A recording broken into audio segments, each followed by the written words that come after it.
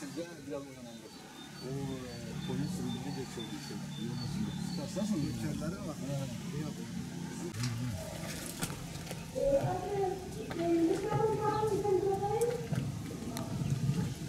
Bismillah.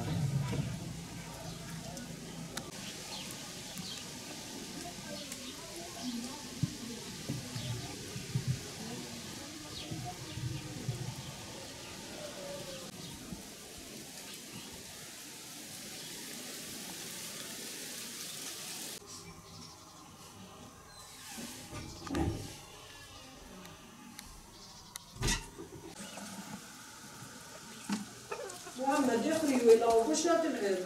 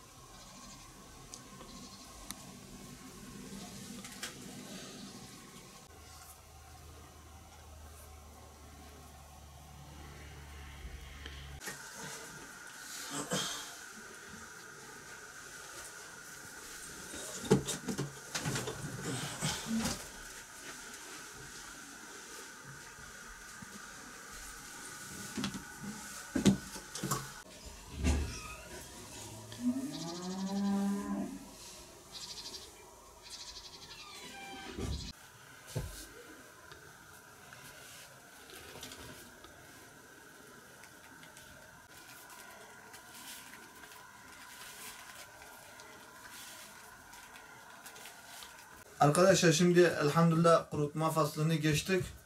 Şu anda cevizli sucukları, şaranları şey yapıyoruz. Sarma faslına geçtik. Ondan sonra sardıktan sonra da bu sefer satışa çıkartacağız inşallah.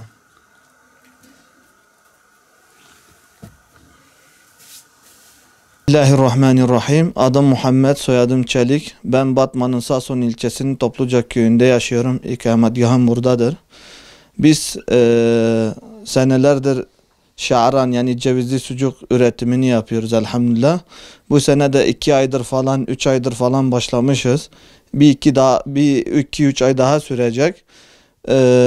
Bu işi yapıyoruz. Yerli malzememiz var. Mesela yerli cevizdir, yerli pekmez, yerli üzüm, başka diğer mahsullerimiz var. Her zaman yerli şeyleri yapıyoruz. Orijinal bal falan. Birkaç yıldır bunu yapıyoruz elhamdülillah. Bunu gelen misafirlere ikram ediyoruz. Evde yetiştiriyoruz. Misafirlere ikram ediyoruz.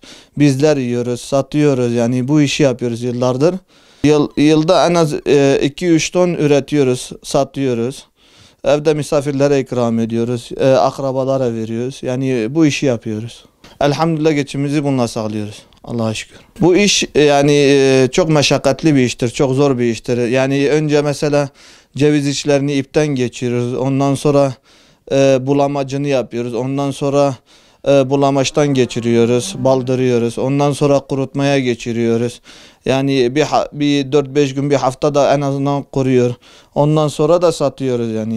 Bayağı meşakkatli iştir. Uzun süreli bir iştir bu.